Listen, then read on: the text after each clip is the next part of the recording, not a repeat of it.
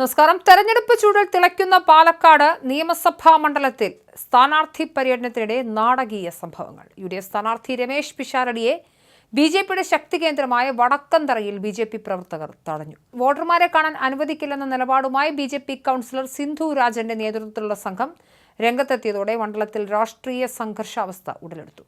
പാലക്കാട് നഗരസഭയിലെ 51-ാം വാർഡിൽ ഉൾപ്പെട്ട വടക്കന്തറയിൽ പര്യടനം നടത്തുന്നതിനിടെയാണ് സംഭവം. BJPയുടെ ഉറച്ച കോട്ടയായി ഇവിടെ വോട്ട് ചോദിക്കാൻ വരേണ്ടതില്ല എന്ന് പറഞ്ഞായിരുന്നു പ്രതിഷേധം. പാലക്കാട് MLA രാഹുൽ മാങ്കൂട്ടത്തിലിനെ പിന്തുണയ്ക്കുന്നവരെ ഈ മേഖലയിൽ പ്രവേശിപ്പിക്കില്ലെന്ന് BJP പ്രവർത്തകർ പരസ്യമായി പ്രഖ്യാപിച്ചു. തർക്കം പരിഹരിക്കാൻ ചിലർ ഇടപെട്ടെങ്കിലും ഇതിൽ ഇടപെടേണ്ട, പിഷാരടി ഇവിടെ കയറ്റില്ല എന്ന് പ്രതിഷേധക്കാർ ആക്രോശിക്കുകയായിരുന്നു. ഇതോടെ പ്രചരണം പൂർത്തിയാക്കാനാവാതെ സ്ഥാനാർത്ഥിയും സംഘവും മടങ്ങി. പാലക്കാട് ടൗൺ സൗത്ത് മേഖലയിലെ മൂത്താന്തറ, വടക്കന്തറ തുടങ്ങിയ സ്ഥലങ്ങൾ BJPയുടെ കരുത്തുറ്റ കേന്ദ്രങ്ങളാണ്. ഇവിടെ എതിർ സ്ഥാനാർത്ഥികളുടെ ഫ്ലക്സുകളോ പോസ്റ്ററുകളോ പോലും അനുവദിക്കാറില്ലെന്ന് നാട്ടുകാർ സാക്ഷ്യപ്പെടുത്തുന്നു. മുൻപ് 2016-ൽ ഷാഫി പറമ്പിൽ മത്സരിച്ചപ്പോഴും സമാനമായ തടസ്സങ്ങൾ നേരിട്ടിരുന്നു. ജനാധിപത്യപരമായ പ്രചരണ സ്വാതന്ത്ര്യത്തെ BJP തടയുകയാണെന്ന് UDF പ്രവർത്തകർ ആരോപിച്ചു.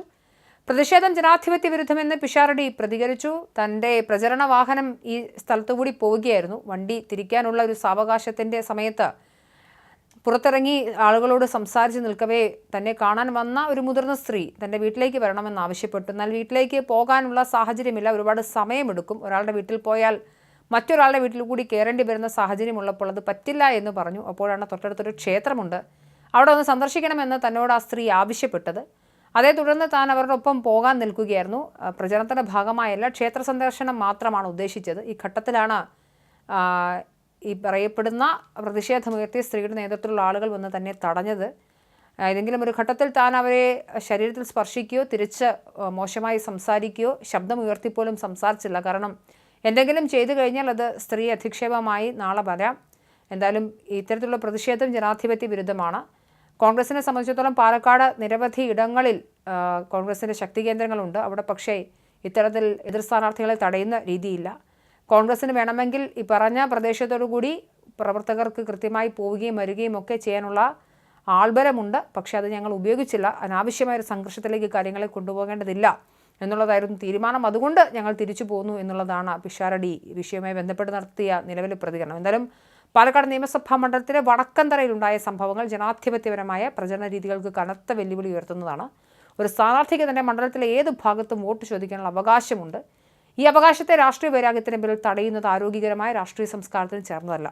BJP കൗൺസിലറുടെ നേതൃത്വത്തിൽ നടന്ന ഈ പ്രതിഷേധം മണ്ഡലത്തിലെ രാഷ്ട്രീയ അന്തരീക്ഷത്തെ കൂടുതൽ കലുഷിതമാക്കിയിരിക്കുകയാണ്. എന്തായാലും രമേശ് പിഷാരടി അനുകൂലിച്ച് നിരവധി ആളുകളാണ് ഈ പ്രചരിക്കുന്ന വീഡിയോയുടെ താഴെ എത്തുന്നത്. ശോഭ സുരേന്ദ്രൻ എന്തായാലും പരാജയപ്പെടും. ആ ഘട്ടത്തിൽ പേടിച്ചാണ് ശോഭ പ്രവർത്തകർക്ക് അല്ലെങ്കിൽ BJP ഇത്തരത്തിൽ പ്രവർത്തിക്കുന്നു എന്നുള്ളതാണ് ഏറ്റവും പ്രധാനപ്പെട്ട ആക്ഷേപം ഉയരുന്നത്. എന്തായാലും നമ്മുടെ നാടൊരു ജനാധിപത്യ രാഷ്ട്രമാണ്. ആ ജനാധിപത്യ രാഷ്ട്രത്തിൽ ആർക്കും അയിത്തമില്ല. ഏത് പ്രദേശത്തും ഒരു വ്യക്തിയുടെ സ്വകാര്യ പറമ്പിലോ അല്ലെങ്കിൽ കയറുന്നതിന് പരിമിതികൾ ഉണ്ടാകാം.